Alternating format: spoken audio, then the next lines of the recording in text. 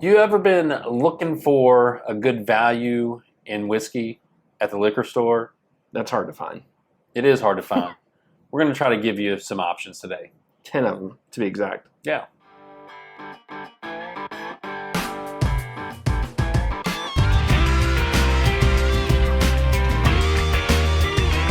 Welcome back to another edition of Bourbon Kingdom. I'm David. And I'm Zach. And today we are going to talk about the best value bourbons that you can find. Yeah, so we've done a couple things this year. We've done like a price tier list and budget friendly and blah, blah, blah. But it is, the more I am at stores and talk to people and everything else, it is hard finding good value in bourbon. Yes. Now, the ultimate value in bourbon, in my opinion, Dave, correct me if I'm wrong, is if it's good or not. Correct.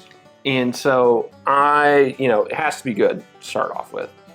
And I think from there, just, from our value standpoint, like I want it not only to be good, but I want it to be like competitive with other bourbons. Like whenever it does well in blinds, Yeah. I prefer them to be from bigger distilleries because I always worry about some smaller distilleries. Yeah. Like there's some really good craft whiskey out there. There's also some really bad craft whiskey out there. But let's just give you a for instance here. What I think used to be a really good value in bourbon was Evan Williams Single Barrel. 1,000%. $29, Mm-hmm. great value. It's great liquid for $29, probably even Great. $35 to. Sure. It is now over $50. I think it was like $56.99 last time I saw it. Over $50, and so it gets knocked down on a list. I don't think it's a great value. I think it's still a good bourbon. I agree. But I'm less inclined to buy another one at that price. I 1,000% agree. So that's just kind of the for instance. So kind of keep that in your head as we are going through this list. It's not necessarily cheap. Not all these on here are cheap, but we're just looking for the value in it. So Sure. All right, first one on the list is Green River, and you all hear us talk about Green River all the time. Yeah. Honestly, Talking about the bourbon, by the way. yeah, the bourbon. Is it 5 years old? Yes, I think it was 5 years old according to the press release. It's not age stated on the label and stuff. Yeah. I think according to the press release, it's like 5 years old. But this is just a really solid. This one to me is an entry bourbon. Like it is and at $35, like this is a great deal. Yeah. For me, it's cheap. It has a really great profile too. It's a really easy sipper. Yeah. And I think for where it can like punch up to with other bourbons, I think it does also a really good job of that as well. I think it does. And you can kind of drink it like year round. Like it's not really like a high proofer to where you want to stay away from it during the summer. I think it has just a really good little niche. And it's got a great bottle to me. Oh yeah, true. So, this is you. Yes, this is me. Yeah. Number 2, Maker's Mark Cask Strength. So we've talked. Actually, I do like the cask strengths. Yeah, I think it's great. When people go all crazy about wanting to chase after an antique and you can't find it, go to that. Yeah. I think it is awesome. This one is 109.7 proof. This is batch 2201. This thing, I've put it up against some OA picks, and it hasn't beaten all of them, but it's beaten a lot of them. Yeah. And I cannot get over how much I really, really have enjoyed this one a lot. Like, for the value of it, it's like $42. It used to be a little cheaper. It's went up a smidge. Everything's gone up a smidge. But I think for it being a cask strength weeder, when people are always chasing after a certain distillery wanting weeders, this sits on shelves, and this is super easy to find. It's, the one thing Makers does is make their stuff easy to find for the most part. 1,000%. I mean, even that Very EEP that we really like it still sits on shelves. It's super. I guess you can't really. Yeah, you should definitely buy that. If that one was for me, this one's for him. Yeah, number 3 on the list is the Russell's 10-year. Arguably, because of how easy it is to find and how just such a solid bourbon this is, like this is one of my favorite Russells. Now, obviously, there's the Russell's 13, there's all that, but a gettable value in bourbon, a 10-year like Age stated 10 years. yeah, age stated 10 years. Like to me, looking at this, I would much rather have this than Eagle Rare. I like the flavor profile of the Russell's 10 year way more than I like, and I like the Eagle Rare. I just think this hits all the right flavors for me. I like how dramatic you are about the Eagle Rare. The Eagle Rare. I mean, look, you said a lot of things that are totally spot on with that. This being a 10-year age statement, like think about all the new releases that are coming out that are like 4 and 5 years old that are 2 to 3 times yeah, that price. $75 to $90. So I mean, if this was a craft distillery, this would probably be $100 at least, yes. if not 125. Yeah. So I think overall with Russell's 10 year, I think it's just a great value. Like it's probably looking on the list. It's arguably the best value on the list. Yeah. So, or maybe this one, but well, it's just stinking good. Yeah. This might be one of the best ones on the list. This is number 4. John J. Bowman Single Barrel. Now, we've done a review of this. We've also done a bourbon battle of this. And I freaking love this thing.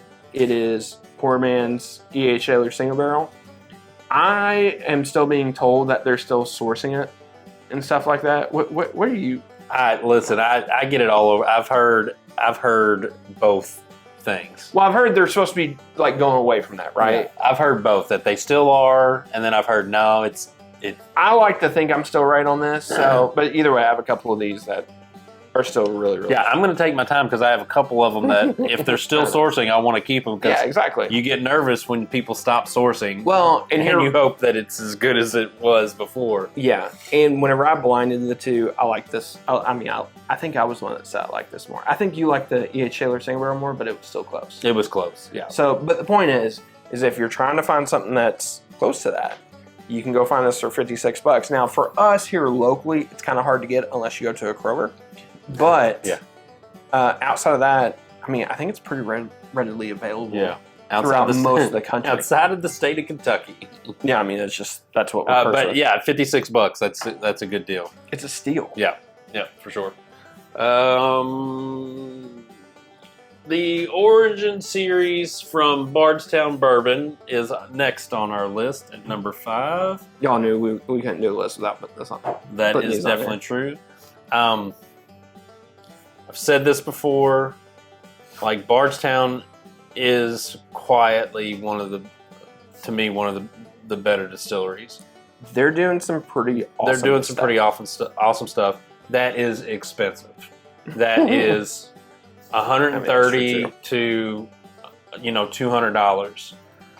The best thing they could have done was put something at an entry point where everyday man can get this at $45. You're gonna be able to get it. I realize like the first, these are the first runs of this, and so like but even now we're starting to see it more locally now. Yeah, and starting to sit on shelves to where you can, But in theory, this is supposed to be like their everyday, like you're supposed to be able to get this, and at some point you will be able to. And these are fantastic in taste. They're different in taste. Yeah. Which makes it awesome too that they brought 2 of them. They brought 3 out, but the rye is more expensive than this, and so we kind of put the rye in a category all its own. Yeah. But these, I think, introduce people in a good way to Bardstown and make people, I think, look twice at buying the higher end stuff. Sure. No, I agree. If you can get your hands on this and you like this, if you're looking for a special bottle and you go, man, I got $150 to spend. Special occasion bottle, yeah. I could get this. I could get the Discovery, whatever number it is, and I'd be happy with it because I know like what they produce. No, I mean I agree 1,000%. Yeah. These have I was hoping these were going to be good. I didn't know they were going to be great. Yeah.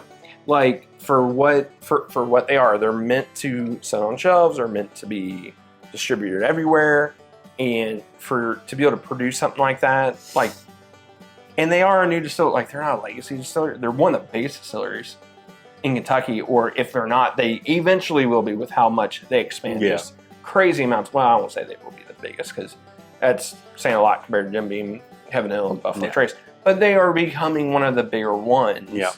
With how much they are producing and making for literally everybody at this point. So, really great. Really happy with them. Yeah, for sure.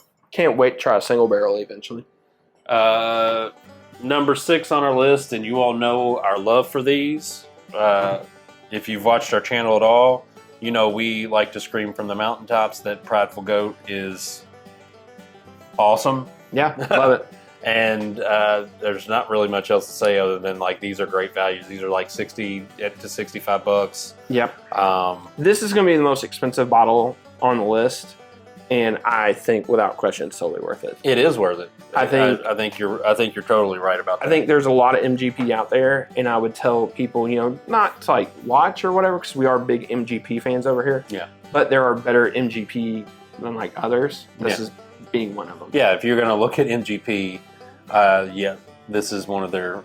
And I recommend, too, their bourbon and their rye. Like, I almost recommend getting them as a pair, because I just think it's just a great pair in general. I think it's a good to, like, compare them to each other, like, as you try them. Because you'll like one over the other, just because it's natural for that to happen, so... They're both really great. Yeah. And from talking to the guys, too, it sounds like they're going to have an 8-year release this year, too. Oh, yeah. So awesome. Try a little something.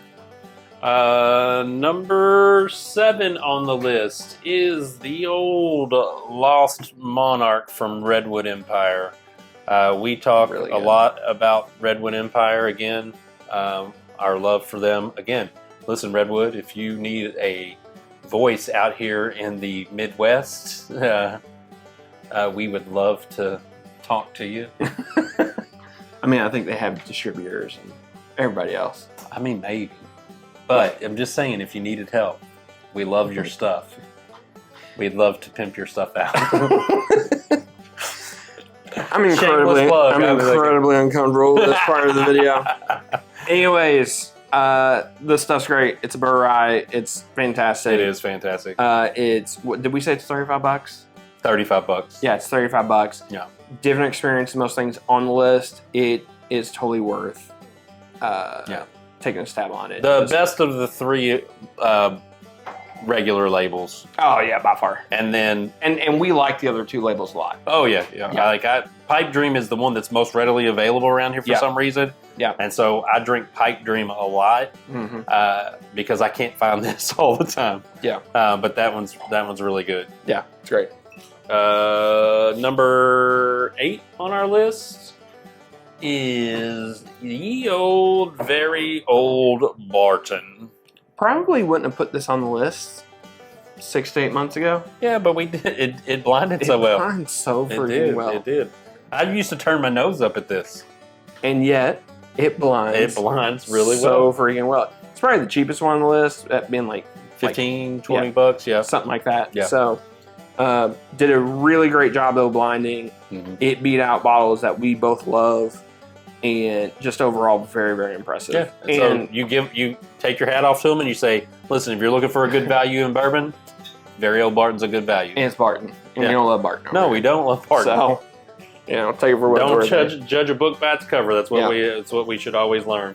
And then number 9 on our list, but it's not number 9 in our hearts. Sagamore, the same goes for you as it went for Redwood Empire. Yeah. If you're looking for someone to like really love your product and pimp your product out, we are your guys. I am just as uncomfortable as you are watching this. Sagamore cask strength, if it's not the best rye out there, like best shelf of rye, it's either that, Prideful Goat, that's like basically it. Yeah. Like, honestly, like, I also would throw a Forester 100 proof rye on there. He won't, but he's wrong. It's okay. I'll throw that in the track. I'm just kidding. I wouldn't do that. Yeah, you would. It's decent. Yeah, you would. But honestly, what they're doing out there, it's incredible. This is such a approachable rye cask strength, and I just think they are doing some incredible stuff on there. And we talked about them, like, distilleries to watch out for in 5 years. Like, they're one of the distilleries that we are paying attention to, because I think their stuff is getting better between them blending their own stuff and MGP and then just their own stuff in general. And they've got some finished things too that I've not been able to try I that I almost- would love to try. I need to find you a sample of that sherry cask. Oh, finish. goodness. So, Yep. but I'm willing to try anything from Sagamore. that's true. Last one. Is this the last one? Yeah. Oh. I almost didn't want to. I won't say I almost didn't. This is kind of like a bonus. I almost didn't put this on the list. Yeah. Because it's pricey. But at the same time, I know this is 11 year and 5 months. It's basically 12 years old. Yeah. Some of them will be, with Elijah Craig barrel proof. Some of them will go up in age, like a little bit older than 12. I think coming from a major distillery, I think it being cask strength, I think with that age statement on there, it's still good value, and they are becoming, like, they're sitting on shelves around us. Like, they are officially, I don't want to say they're not allocated, because they still are. Yeah, but they're becoming less and less allocated. Yeah. So. What are these now? $80? 70 something. Yeah. So, we'll still, say, like, for a 12-year bourbon, I know. it's still a good deal. I know. It's really crazy. is. It being cask strength, too. Yep. So. All right. But anyways, that's our list. Let us know in the comments below what we got right, what we got wrong, and yeah. What we missed, like there could be a bunch of there's stuff 1,000 bottles. Yeah, there's a bunch we missed. So tell us what's on your good value bourbon list for sure. And until next time, we'll see you. We'll see you.